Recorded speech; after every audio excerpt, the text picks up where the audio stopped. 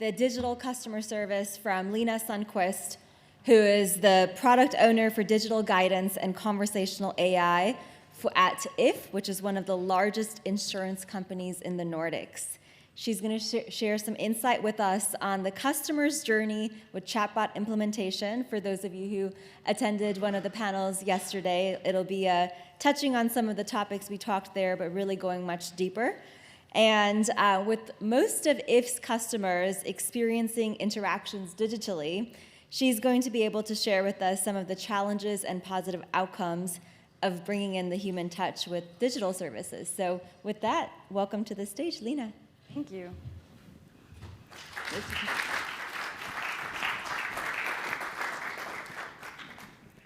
Hi. I think the last time I stood in front of so many people, I was actually talking at an internal conference for service and solution developers. And after a while, we are going through a huge transition of changing core system, putting them together. So everything out of the ordinary is a bit like, oh, that will never happen. So after a while, they started taking notes, and I was like, this is going really, really great. After a while, I heard that they were actually doing bullshit bingo. So I'm really pleased to be here in this room where you don't see this as bullshit, at least. My name is Lina Sundqvist. I have a blank screen. I started to work with this a year ago, so I've just, can I get the slides up? Oh, there it is. So I worked with this for a year, and I come from the business side, so I worked with CRM. I was head of CRM in Sweden for If Insurance before. But to start you off a bit of what we are around 7,000 people working to serve our 3.2 million customers. As our customers put their lives, their homes, their children, their health, their vehicles, their cars, everything in our hands to secure them if the worst will happen. We are the largest insurance company in the Nordics, and that's something we're very proud of, and that's something that we can scale upon. And we're today very profitable company with very satisfied customers, but that was not always the case. We were actually on the verge of bankruptcy around 2000, just after. We had a lot of customers that were paying too little premium for the amount of claims that we actually had. And our current CEO came in and said, we need to fix this. Of course, not with those words really, but we went in heavily into analytics, making sure that people pay the premium that they had the risk for. And that created a very analytical company. We are still in the core aiming to be best at risk. And that's something we are known for and proud of. But the analytical part is something that goes through all of our departments. So HR, very analytical, marketing, and of course our customer service as well. And that's where we started our chatbot journey. Back in 2017, we had opened up another channel. That was chat. We hoped that it will transition some of the phone traffic to chat, but of course it didn't. It just increased since there was a new channel. And we needed to take off the vast amount of reoccurring questions, like where's my invoice? Where's my invoice? Where's my invoice? I think that was all the chat agents were actually answering. So we started up building on a quite rudimentary chat solution. It was keyword-based. It had 100, 200 intents, but it didn't support the transition that we needed. It didn't reduce the amount of chats. So we went on a new shopping streak and ended up with Boost. The burning weeks before the pandemic, you know, when you heard there was something coming from China, but we hadn't stopped society in the Nordics yet, we implemented with Boost. And I think that was one of the best things that we have done, because the digital traffic during the pandemic have, of course, increased for us as well. So you can see here, Emma was implemented in March, and at once, the numbers of chat decreased. We were able to reduce the amount of people or agents working with chat with 60%. Emma caters today for around 13,000 intents a month. And she has an answer rate of 70% correctly. So she still serves a lot for our customers. After that, we scaled rapidly in Finland. As I was saying, we're a Nordic company, but at that point we were like, Finland is far ahead. They were quite digital in Finland. I don't know why, but they are. So we actually have a commercial chatbot as well. We have ClickBot supporting like certain specific flows that they need to be done. And we started an internal chatbot. And that's where the scaling went after that. So we could see insurance isn't easy. Like no one wakes up in the morning thinking like, hey, what should I do? Let's call my insurance company. That will be fun. No, it doesn't happen. So it's equally hard for customers as for our insurance advisors. No one can actually know everything. So when a customer had a question that they couldn't answer, they had to hang up, call second line support, or even step down and walk to a friend or a colleague and ask, and then come back. That, of course, took a lot of time, and it also increased, like, it didn't support customer satisfaction, to say the least. So with the chatbot in place, the agent could ask with the call on and get the answer correctly at once. We could also see that increased self-leadership for our agents, because they were able to actually fix the problem themselves. With the number of intents that we got from the chatbot, we are able to increase quality of the intranet. And, of course, reduce the amount of call to second-line support, so that the advisors working there could work with more efficient things like fixing processes, making sure that we actually had the right information, making sure that education of new advisors were correct. So today we have Suvi in Finland. She answers around 19,000. Last year, Robban came in Sweden, answers around 12,000. And our baby is Ask. He lives in Norway. He was born in December. He has taken around 5,000 the last 2 months each.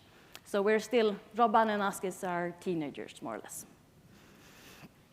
But let's talk a bit about the AI trainers, because what happens when you release a chatbot? Hey, I'm John, a customer service robot, and ready to work for you. If I can't answer your question, I'll be happy to move you to chat with a human colleague.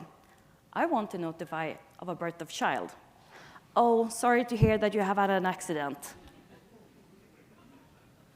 Me, who have preteens at home, can relate. I like the empathy, but this was actually not the case. And this, of course, went viral. Not our chatbot, to say the least, but it was one in Finland.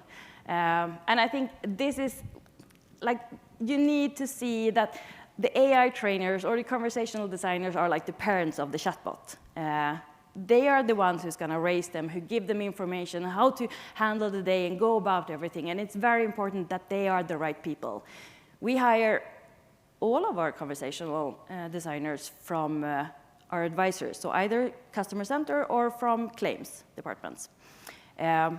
They have the best knowledge of our products, and they also know how to explain it to customers so that they understand. To be honest, I don't understand everything. The advisors are just super, super great. But we also want someone who is a bit tech savvy, of course, but are able to think step ahead, like what happens, foresee these things, that this will happen, and make sure that you have the proper, like, how do you process this, what happens then? They are also the one that will come with the best use cases, because they will see what happens when the chatbot is live. They need to be able to think a bit outside of the box, but be there in the details, making sure that they happen, that everything goes correctly. They are our heroes within this field, within If. So let's talk a bit about the satisfaction. We have the share of messages coming in a few piles here. Most of our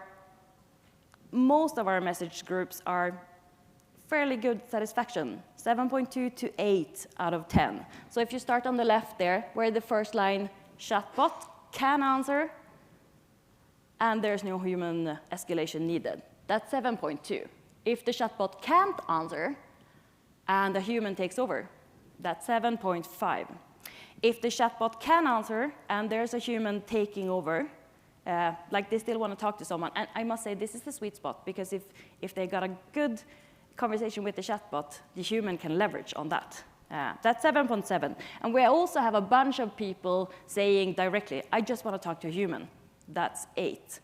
We are very friendly with that. We don't want to force anyone to go through the chatbot if they don't want to. So, like, fair enough. we are pleased with these numbers. But we have the odd cases. Looking on the far left there, first line, chatbot, not able to answer, and there's no one there to escalate to. 1.9. That's 9% of the cases. You could say, oh, it's just 9%, but you can also argue, is even 9% too much? Far right, chatbot working together, integrating with services. So for example, a robot taking over, or RPA, or integrated services that actually give you the insurance or the invoice, they change your mileage at once, or just solve the entire errand at once. 9.67. This is, of course, our sweet spot. This is where we want to leverage. So if you remember in the beginning, we had a passive chatbot, keyword-based, no integration, no personalization. We are now on the verge of having interactive chatbots. We have one in Finland already since a few years back. We are scaling it to Sweden now, hoping to get it to Norway end of this year. It's there to provide correct information. It is, of course, dialogue-based, questions and answer, but it will predict the intent and what's the correct word. It can also guide customers, like, is it this what you want? Like 4 different choices, and guide the dialogue forward. But where we want to go is that we want to have fully virtual agents, or advisors as we call them, that can carry out the task. They are contextually intelligent. They should know whether the customer is in a claims situation or page, or if they're in the web shop. Probably they have something related to that they want to talk about. They are able to strongly authenticate and know the history of the customer, know what kind of vehicles, what kind of persons they have, give suggestions and advice based on that, and also if the customer have a need right now that we know of. Being, of course, channel agnostic, work through all our channels, and what I've heard the last couple of days, or yesterday, true engagement is created through voice bots. So that's, of course, something we are looking into. But if I could send you off with the things that I will be focusing on now when we're scaling this as the resource need. When we started implementing the chatbot, the internal chatbot in Sweden, we had, I think it was 6 to 8 advisors or AI trainers working with this, but part-time, so it's a bit scattered. And I think we realized that that wasn't the best way of working, because they dropped the ball in between, and it didn't go efficiently. So what we did now, when we're scaling the external chatbot in Sweden, is that we have 4 full-time working in pairs. So one is writing the intents, one is doing the test questions, and then they iterate that. And that works much more efficient. And then we, of course, test on live customers to see how they experience the bot as we go along. Having the right AI trainers in place is also important. As I was talking about before, it is the person that makes this succeed. Stakeholder management. We're a big company. There is some politics, I must say. So having like top management with you, making sure that you have the funding, of course, very important. But also stakeholder management to the advisors, because that's the colleague of the chatbot. They are working hand in hand, making sure that they can support and also market our chatbot is very important. So if they're talking to a customer saying that, talk to this the last time, because these are the ones that will support each other. And success factors. When is the chatbot good? Do we know that? That we need to know. Because what happens, everyone has met a bad bot, right? A stupid bot that couldn't just answer. But it's also a matter of what question you ask. So if I go into, for example, wanting to order makeup and ask for something without having an order, it might not be able to answer, and then I feel it's bad. And that's also the case for us, that people are trying to figure out if this bot is good, but they don't have an actual need. So they make up a need. And I need to be able to respond to that these are the things that the chatbot should do. These are the use cases that is commonly used of the chatbot. and making sure that I know what I wanted to succeed, and just also be able to say that this isn't even a common question within the chatbot. And with that, I leave you off. Hope that you are on your way to a good chatbot journey. Thank you.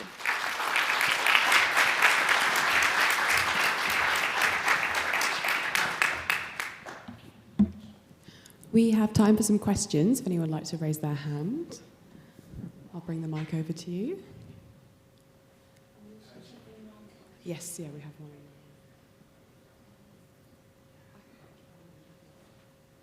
We have a question from someone online. Kiara asks, how do you manage all three chatbots? Are they being built and managed by the same team? That's a really good question. We have teams within each country because we've seen that it's important that they have the same language. So Emma, private customers, Alvar, commercial customers, and Suvi, the chatbot for internal, is managed by the same team in Finland. We have the same team in Sweden, focusing on the internal and external chatbot, and then we have a team in Norway, focusing on the internal chatbot And then we are a group that work Nordically, cross-Nordic, to make sure that we have the technical implementations in place, the roadmap ahead, and the long-term roadmap. Thank you. Anyone else?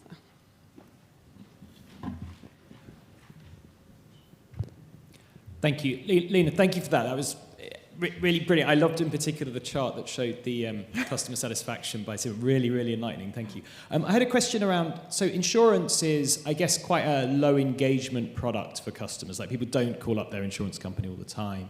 So how do you make sure that when they do decide to do that, that they go to the bot rather than picking up the phone straight away? How do you kind of promote the chat as being the best way to go? The honest answer is that we don't.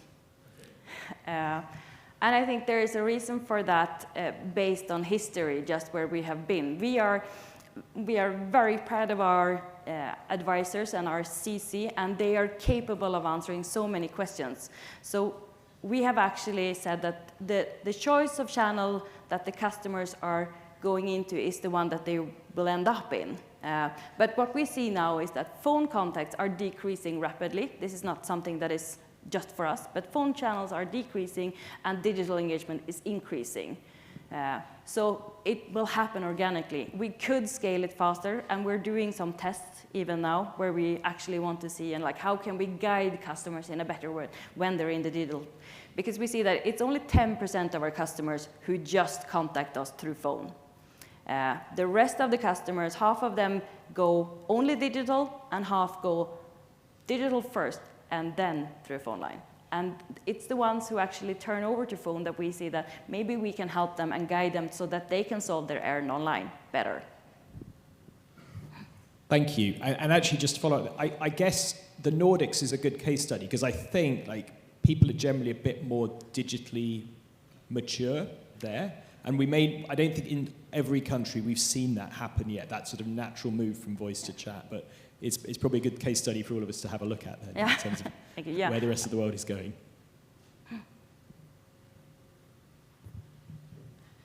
Anyone else?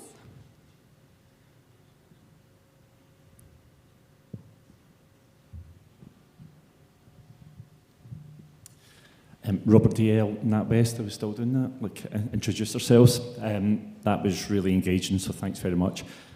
Just that stakeholder management and success factors. So, I think the success factors are probably down to the different stakeholders. In your experience, what are your success factors? What's the key 2 or 3 KPIs that you really watch? Sorry, could you repeat again? Of course. So what are your key success factors? So what's your key performance indicators that you watch? We are actually just rescaling them because we have for a long time been focusing on like how many people can we reduce. So one of the things that we look at the most is like how many correct answers does the chatbot give out of the ones that come in. We're also trying to look into how many people engage with the chatbot when they're online. So we have around 800,000 visitors on the Swedish website. We hope that at least 1% of them will actually engage with the chatbot. But it's just sleeping down in the corner for us. There's where we want to look into the contextual engagement. Can we actually make it pop up a bit more? And then we are also focusing a lot, how can we leverage digital services through the chatbot? So before, it's been very much KPI driven on the CC side. How can we reduce the number of calls, reduce the number of people? Now it's more, how do we engage people to solve their errand online? So, solving in the chatbot, how many people use it, and then how many people are then directed to self-service within our digital ecosystem. Thank you. That's great.